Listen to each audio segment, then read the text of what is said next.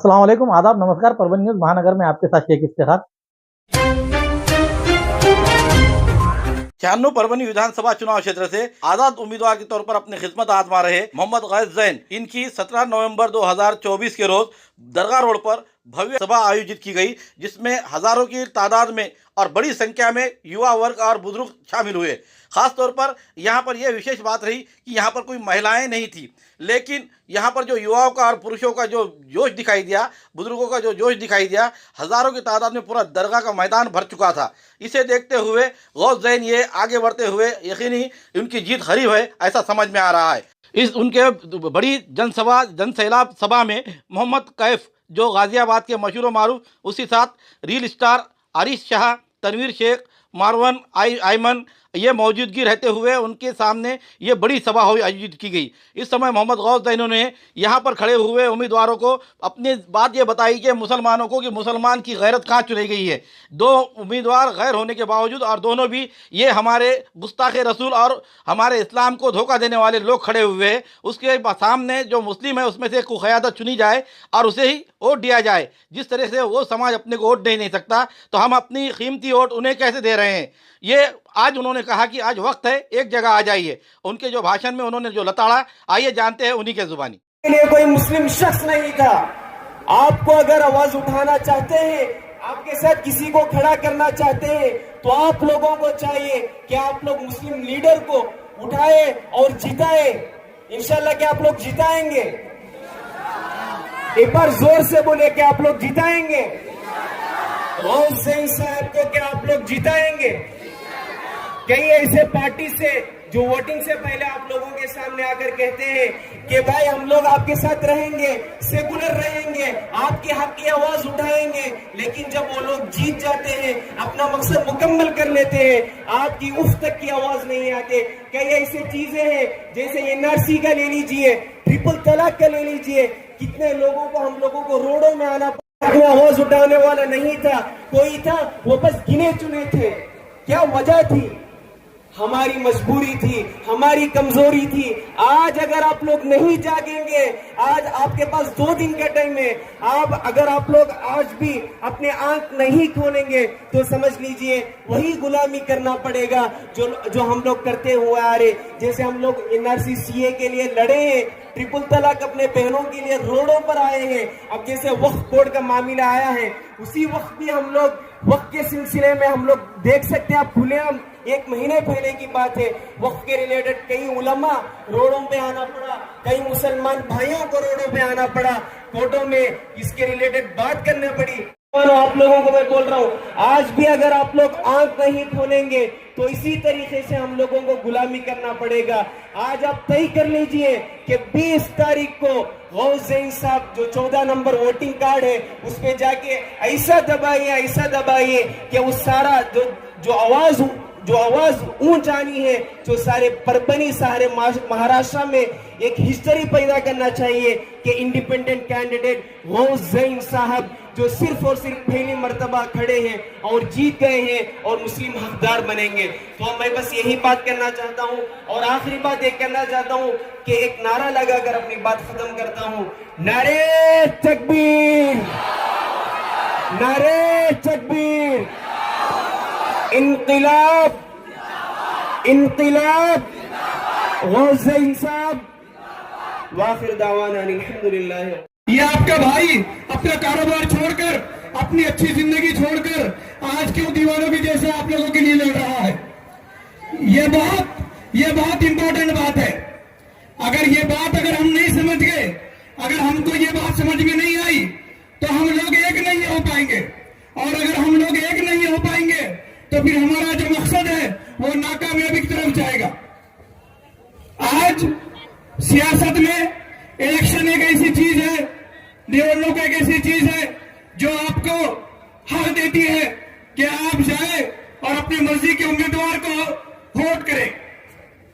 होना तो यह चाहिए कि वोटिंग का दिन 20 तारीख है, सभी उम्मीदवार आपके सामने आए, आप लोगों से बात करें, आप लोगों के सामने अपनी बात रखें और अपने वोट की भीख मांगे। जो आमदार यहां पर 10 साल से आमदार है, उसको चाहिए था कि वो लोगों के सामने आता, लोगों के सामने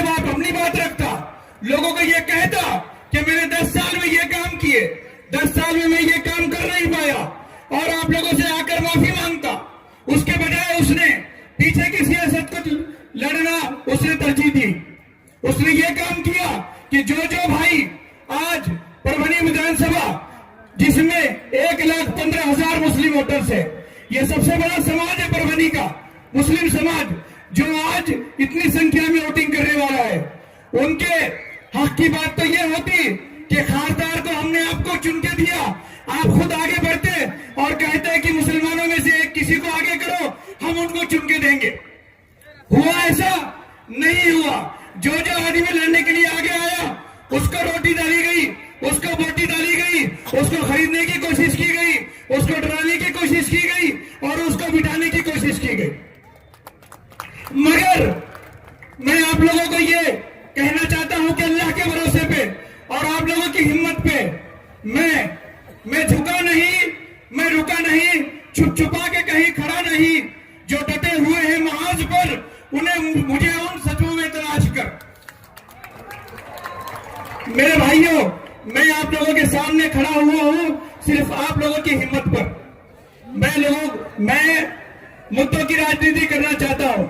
आज अगर हम यहां पर उद्योग नहीं लाएंगे, आज अगर हम यहां पर सनतें नहीं लाएंगे, आज यहां पर हम कारखाने नहीं लाएंगे, तो हमारे नौजवान बच्चे जो पढ़ रहे हैं वो पढ़कर जॉब करने के लिए कहां जाएंगे? वो आज मजदूरी करने के लिए आज बेताब है, आज वो मजदूरी करने के लिए वो मजबूर है। हमारे शहर का माहौल किस हिसाब से बिगड़ेगा? आज ना यहां पर खुशहाल सड़कें हैं, ना खुशहाल माहौल है। आप मुझे बताइए, अगर ये आमदार के इलेक्शन में अगर ये बातें नहीं होगी तो फिर क्या होटल में बैठकर नुक्कड़ पे ये बातें होगी? 5 साल में एक बार हमारे पास मौका आता है, क्योंकि परभनी मुस्लिम अक्सरियत का इलाका है, तो यहाँ पर जो हर नीति बनती है, यहाँ पर जो हर पॉलिसी बनती है, वो सबसे पहले मुसलमानों के ऊपर असर करती है। अगर यहाँ पर बेरोजगारी बढ़ेगी, अगर यहाँ पर अगर इंडस्ट्रीज नहीं आएगी, तो सबसे ज्यादा जो नुकसान होगा वो मुसलमानों को होगा, क्योंकि हम अगर नौकरी अच्छी जगह नहीं कर पाएंगे तो फिर हमको मजदूरी करने पर, हमको ऑटो चलाने पर, हमको पान पट्टी खोलने पर मजबूर होना पड़ेगा।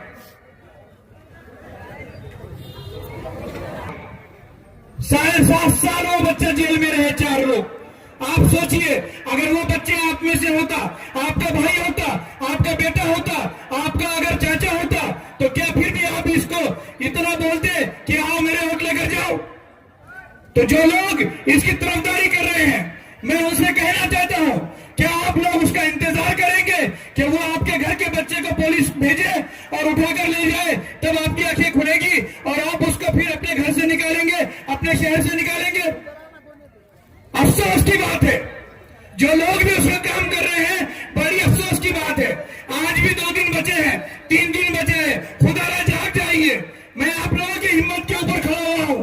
खुदारा जाग जाइए और मेरे साथ में आइए। यकीन मानिए, ये ताकत, मैं इलेक्शन हारूं या जीतूं, ये ताकत हर उस ऑफिस में काम आएगी, हर उस मंत्रालय में काम आएगी, हर उस नुक्कड़ पे काम आएगी, हर उस पुलिस स्टेशन में काम आएगी, जो आपके लिए मैं आवाज उठाऊंगा। मैं सिर्फ आप लोगों के लिए लड़ रहा हूं। अल्लाह का दिया हुआ मुझे, मेरे पास सब कुछ है।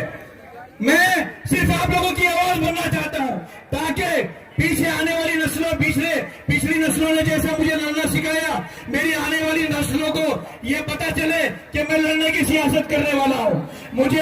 मैं आप लोगों के सामने बहादुर शाह जफर की एग्जाम्पल देना चाहूंगा और शेर मैसूर टीपू सुल्तान की। दोनों भी हमारे रहबर है, दोनों भी हमारे इज्जत माप शख्सियात है। एक शख्स ने अपने हिम्मत से काम लिया और इंतजार करता रहा कि मेरे लिए कोई अच्छा मुराला आएगा और मैं जंग करने की शुरुआत करूंगा। दूसरा जो शेर मैसूर टीपू सुल्तान है, उसने ये कहा कि नहीं, मैं इंतजार नहीं करूंगा वक्त का, मैं लड़ता रहूंगा और लड़के शहीद होना पसंद करूंगा, इसके बजाय कि उसके सामने घुटने टेकने के। मैं शेर मैसूर टीपू सुल्तान का मानने वाला हूं। मैं भी लड़ने के लिए आगे आया हूं। मैं जब तक आप लोग मुझे साथ देंगे, मैं लड़ता रहूंगा। और इत्तेफाक से 20 तारीख शेर मैसूर टीपू सुल्तान की पैदाइश का दिन है। वो फेरे मैसूर 20 तारीख को आपको याद करेगा कि आपने वोट लड़ने वाले के लिए डाला या बैठने वाले के लिए डाला। भाइयों, ये लड़ाई हमारे बखा की लड़ाई है, ये लड़ाई हमारे खुद की लड़ाई है। मैं कल हमारे जो परभनी के उलमा इकराम जिन्होंने मेरे को आगे बढ़कर सपोर्ट किया, मैं उनका इस स्टेज से तहे दिल से शुक्रिया अदा करता हूं। और मेरे साथ जितने भी मेरे कॉर्पोरेटर दोस्त आए हैं उनका भी मैं तहे दिल से शुक्रिया अदा करता हूं। मेरे भाइयों, वोट डालते टाइम में आपको ये नहीं भूलना चाहिए कि हम किस शिवसेना की हम हिमायत कर रहे हैं, किस शिवसेना की हिमायत कर रहे हैं हम, कि हाँ हमने बाबरी तोड़ी और उस पर हमें फख्र है। क्या आप ऐसी पार्टी को वोट देना पसंद करेंगे? बाबरी आपको आवाज देती है कि उसका बदला चाहिए, उसका बदला चाहिए, उसके ऊपर एहसान नहीं चाहिए। मेरे भाइयों, आज भी जिस मस्जिद के ईंटों ने, जिस मस्जिद की दीवारों ने बड़ी बड़ी तहरीकें सुनी, बड़े बड़े कारनामे सुने, बड़ी बड़ी नमाजें अदा की, बड़े बड़े गाजियों ने वहां पर नमाजें की, बड़े बड़े मुजाहिदों ने वहां पर नमाजें की, वो ईंटें आज इन गैर मुस्लिमों के घर में बंद है और गैरुल्लाह का नाम सुनती है। वो ईंटें आपको आवाज देती है कि अपने वोट की ताकत से उन ईंटों को वापस लेने का काम कीजिए। जो भी शख्स आपके सामने, और मैं आपको एक मेरी अंदेशे की बात कहता हूं कि इलेक्शन होने के बाद, मेरी बात याद रखिए, इलेक्शन होने के बाद फौरन या 6 महीने या 1 साल के बाद ये उद्धव ठाकरे, ये भगोड़ा है, ये बीजेपी के पास भाग जाएगा। और मैं ये स्टेज पे चैलेंज करता हूं वो 1.5 फुटिया नीतीश राणे को, अगर हिम्मत है तो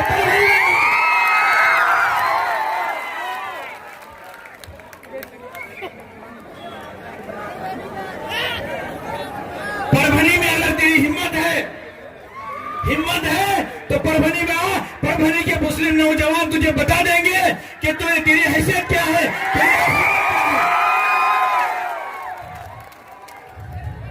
मजाक लगा के रखा है, मजाक लगा दिया है, कभी इसके पढ़ने में कभी उसके पढ़ने में। हद ये कर दी कि हमारे जहनों पे वार कर दिया, हमारे दिलों पे वार कर दिया, हमारे नींद हराम कर दी, हमारा सुकून हराम कर दिया, हमारे नबी के शान में गुस्ताखी कर दी। हम सब कुछ बर्दाश्त कर सकते हैं, हम बिना रोड के रहने बर्दाश्त कर सकते हैं, बिना नाली के रहने बर्दाश्त कर सकते हैं, बिना तरक्की के रहने बर्दाश्त कर सकते हैं, मगर याद रखो अगर हमारे नबी की शान में कोई गुस्ताखी करेगा तो उसका मुंह तोड़ जवाब दिया जाएगा। कानून है कि नहीं? यहाँ पर एक तरफ सलमान अजहरी साहब को एक शोर के मुशायरे में एक शेर बोलने के जुर्म में तुम उनको 3-3 महीने 4-4 महीने जेल में बंद कर देते हो। महाराष्ट्र की जेल तुमको सेफ नहीं लगती तो गुजरात में उनको भेज देते हो। और ये लोग आए दिन ऐसी बातें करते हो तो वो खुलेआम छोड़ देते हो। भाइयों, जब तक अपने पास सियासी ताकत नहीं रहेगी, रोड पर चीखने चिल्लाने से फायदा नहीं है। आपने देखा कि हमने कितने मोर्चे निकाले, कितनी रैलियां निकाली, हुआ कुछ फायदा? उन्होंने अरेस्ट किया उसको। अगर अरेस्ट करना है तो एक ऐसा कानून बनाना पड़ेगा कि जिसकी भी जबान फसलेगी, जिसके भी जबान से हुजूर सल्लल्लाहु अलैहि वसल्लम का अगर गलत बयानी में नाम निकलेगा तो उस मरदूद को अरेस्ट किया जाएगा और उसको फांसी की सजा दी जाएगी। ऐसा कानून बनाया जाएगा इंशाअल्लाह। मैं आप लोगों से इस कानून बनाने के नाम पर ताकत मांगता हूं।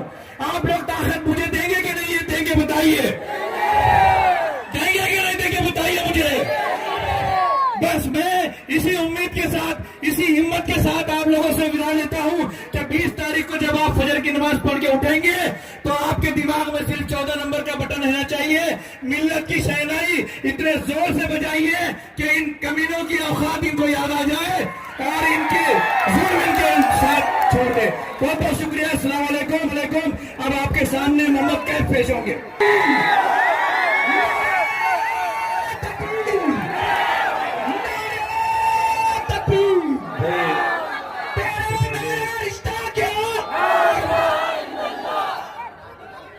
अऊज़ु बिल्लाहि मिनश्शैतानिर्रजीम। बिस्मिल्लाहिर्रहमानिर्रहीम।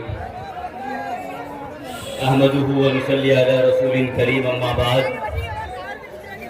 सबसे पहले इस स्टेज पर तशरीफ फरमा मोहम्मद गोंज़ैल साहब जो इस वक्त परभनी से अपनी दावेदारी पेश कर रहे हैं आमदार के लिए, और तमाम मेहमान इकराम जो दूर दराज से चलकर यहाँ तशरीफ फरमा है और आप सबके बीच में यहाँ पहुंचे हैं। पूरे मुल्क हिंदुस्तान के अंदर और आप कहीं भी चले जाइए, पूरी दुनिया के अंदर पहले इसकी शुरुआत हुई। उठा लीजिए सीरिया को, उठा लीजिए इराक को, उठा लीजिए ईरान को, और उसके बाद जब ये चीज इजराइल और फलस्तीन के बीच में पहुंची तो पूरी दुनिया ने देखा कि किस तरीके से उन मजलूमों को मारा गया, उन मजलूमों को किस तरीके से उनको माँ बहनों को बेवा किया गया, बच्चों को यतीम किया गया, बाप का साया हटाया गया। दिन में माँ मर रही है, बाप में सुबह में बेटा मर रहा है और अगली रात में उसकी माँ खत्म हो रही है। पूरी दुनिया ने देखा और देखकर सिर्फ स्टोरियां लगाई, वीडियो शेयर करी, वीडियो लाइक करी और छोड़ दिया। उसका अंजाम यह हुआ दिन ब दिन जो पूरी दुनिया के अंदर मुसलमानों के और मुसलमानों के ऊपर जुल्म हो रहा था वो बढ़ता गया, और बढ़ने की इंतहा उसकी इतनी हुई कि वो मुल्क हिंदुस्तान के अंदर भी पहुंच गया। पहले क्या हुआ कि हमारी जगहों के नाम बदल दिए गए, उसके बाद हमारी मस्जिदों को तोड़ने का सिलसिला शुरू हुआ 92 से, जब बाबरी मस्जिद थी वो शहीद कर दी गई। आप सभी ने देखा, हमारे बड़े बुजुर्गों ने देखा, हम तो उस वक्त जिंदा नहीं थे। किसी ने आवाज उठाई, सबने सियासी चोले पहने, सबने अपनी राजनीतिक रोटियां सेकी और उस चीज को खत्म कर दिया कि ये कोर्ट के हक का फैसला था, ये हमें मंजूर है, हमने दे दी मस्जिद। अब से कुछ दिन पहले कोल्हापुर के अंदर आपको मालूम होगा कि एक मस्जिद को शहीद कर दिया गया। कोई उसके पीछे बोला, किसी ने आवाज उठाई, किसी सियासी पार्टी ने आवाज उठाई। मैं आप लोगों से ये कहना चाहता हूं कि अब वो सियासी पार्टी वाले आपके पास आए, आपसे वोट मांगने आए, तो उनसे कह देना हम गूंगे बहरे, हम तुम्हारी नहीं सुनेंगे। जिस तरीके से तुमने उस वक्त हमारी नहीं सुनी, इसलिए इस वक्त अब हम तुम्हारी बिल्कुल नहीं सुनेंगे। हमारे लिए हमारी मस्जिदें, हमारे उलमा, हमारे नबी से बढ़कर कोई चीज नहीं है। क्या कोई चीज है आपके नबी से बढ़ के? जोर से बोलो, कोई है नबी से बढ़ के? जब हमारे नबी की शान में गुस्ताखी हुई, जब उस रामगिरी महाराज ने बोला तो उसके ऊपर कोई कार्रवाई हुई? कोई सियासी पार्टी वाला कुछ बोला? तो अब आप क्यों खामोश हैं? अब आपके पास वक्त है ये उसका जवाब देने के लिए, वरना 5 साल फिर ऐसी गाली सुनोगे, अपनी मस्जिदें और मदरसे तोड़वाओगे, और इससे बड़ा आपको सबूत क्या चाहिए? अब वक्फ बिल लाया गया है पार्लियामेंट के अंदर। आपको मालूम होना चाहिए, किसे किसे पता है वक्फ बिल लाया गया पार्लियामेंट के अंदर? हाथ उठा के जवाब दो। आपको पता है उसके जरिए क्या होने वाले हैं? आपके कब्रिस्तान आपसे छीन लिए जाएंगे, आपकी मस्जिदें आपसे छीन ली जाएंगी, आपके जो मदरसे हैं वो आपसे छीन लिए जाएंगे, आपकी ईदगाहें आपसे छीन ली जाएंगी, आपकी खानगाहें आपसे छीन ली जाएंगी। बताओ आप क्या करोगे? कुछ नहीं कर पाओगे, सिर्फ और सिर्फ हाथ पे हाथ रख के बैठे रहोगे कि काश हम अपना कोई लीडर चुन लेते, काश हम अपना परभनी से कोई उम्मीदवार चुन लेते जो हमारे इस बिल के खिलाफ कम से कम एक आवाज तो असेंबली में उठाता और इस बिल की मुखालिफत करता। लेकिन नौजवानों और बड़े बुजुर्गों, उस वक्त सिर्फ और सिर्फ आप हाथ पे हाथ करके बैठे रहोगे, कोई आपकी आवाज को नहीं सुनेगा। और उस वक्त आप दुआ करोगे कि अल्लाह हमारी सुन ले, लेकिन अल्लाह उस वक्त भी आपकी नहीं सुनेगा, क्योंकि अल्लाह ने आपको मौका दिया है, अल्लाह ने आपको अकल सलीम बनाया है कि नौजवानों उठो और 20 तारीख को जनाब मोहम्मद कौन साहब को वोट दो और इन्हें जिताओ। नौजवान साथियों, मुल्क हिंदुस्तान का हाल इस तरीके से है कि मुसलमानों को जितने उस पर जुल्म ज्यादती होती है, जितना उसे सताया जाता है, उतने ही ये लोग दिन पर दिन उस चीज को बढ़ावा देते जा रहे हैं। आप रोजाना देख रहे हैं। नौजवान साथियों, मैं आपसे पूछना चाहता हूं कि अगर आपका बाप 2 मील से आपसे मिलने आ रहा है ट्रेन से, अगर उसे बीच रास्ते में कोई उसकी दाढ़ी नोचे, उसे मारे और उसे ट्रेन में फेंकने की बात कहे, क्या आप उन लोगों को वोट दोगे जो उसके खिलाफ ना बोले? और उठाने आने वाला है नहीं है, कोई उनकी आवाज नहीं उठा रहा है। सिर्फ और सिर्फ सब वीडियो देखते हैं, शेयर कर देते हैं। रोज न जाने कितने बच्चे कितने बड़े मारे जा रहे हैं और कोई उनके आवाज उठाने के लिए तैयार नहीं। अब इससे बड़ी और क्या बात होगी जब हमारे नबी की शान में भी गुस्ताखी हो गई, और अगर हम अब भी एक नहीं हुए तो पता नहीं वो क्या चीज होगी जो आप लोगों को एक करेगी। यूपी के अंदर देख लीजिए आप, कितना बुरा हाल है मुसलमानों को लेकर। अगर कुछ कर दे, कुछ चले जाए कहीं, कुछ गलत बयानबाजी बोल दे, फौरन बुलडोजर आ जाता है। आप पूछे जाके क्या हाल हो रहा है मुसलमानों। मैं खुद यूपी से। आप सोचिए, थोड़ा दिमाग पर जोर डालिए। जितने भी बड़े यहाँ बैठे हैं, अगर उन्हें अपने बच्चों के मुस्तकबिल की फिक्र है, अगर अपने बच्चों के एजुकेशन की फिक्र है, अगर उन्हें अपनी बहन बेटों की इज्जत की फिक्र है, तो वो अपना उम्मीदवार चुने, मिल्लत का उम्मीदवार चुनोगे तो पीछे तक हाथ उठाकर मुझे यहाँ गवाही दे कि हम आने वाली 20 तारीख को मोहम्मद गौहर जैन साहब को वोट देकर इन्हें विजय बनाएंगे। अरे 75 सालों से उन्हों को मौका देते हुए आ रहे हो, 70 सालों से उन्हों को मौका देते हुए आ रहे हो, कम से कम अब तो एक बार इन्हें मौका दे दो। भाई इधर वाले हाथ नहीं उठा रहे, भाई हाथ उठाओ।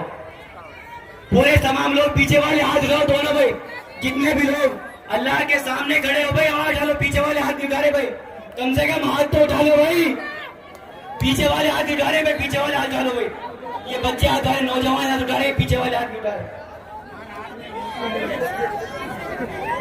भाई। नारे लगाए भाई, नारे तकबीर। भाई आवाज नहीं आ रही, दम नहीं है पर बनी में भाई, क्या बात है। नारे तकबीर, नारे तकबीर। तेरा मेरा रिश्ता क्या, तेरा मेरा रिश्ता क्या। मोहम्मद गौहर जैन साहब, मोहम्मद गौहर जैन साहब जिंदाबाद, मोहम्मद गौहर जैन साहब जिंदाबाद।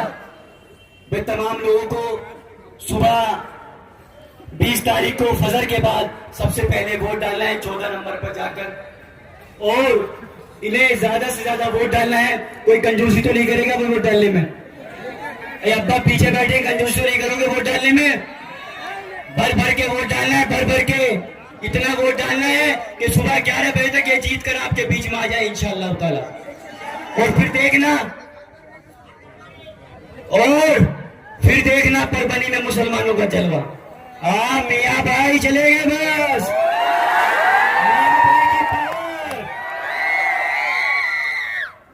और फिर देखना कि कौन माई का लाल है जो कोई उठा के दिखाए गैर मुकदमे में।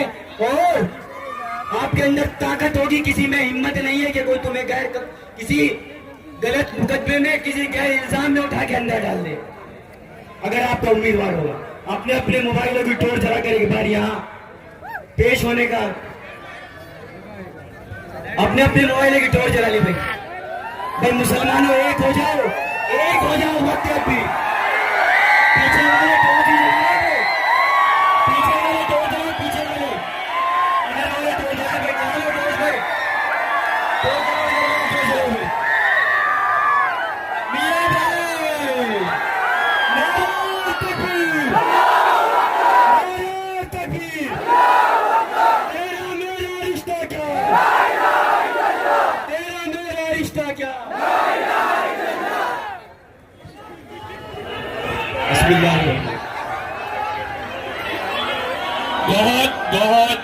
बहुत शुक्रिया आप लोगों का। 2 मिनट सुनिए कि राह में सदाकत के ऐसे बाब आते हैं जिनसे जिंदगी में इनकलाब आते हैं। मौत भी हमसे मिलने को तरसती है, इसीलिए हम सूलियों पर भी बेनकाब आते हैं। हमारे न्यूज आपको किस तरह पसंद आ रही है इसके बारे में लाइक करें, शेयर करें, कमेंट करें। अब तक हमारा चैनल सब्सक्राइब नहीं किया है तो सब्सक्राइब जरूर करें, बेल आइकन का बटन जरूर दबाएं ताकि हमारी खबर सबसे पहले आप तक पहुंच सके।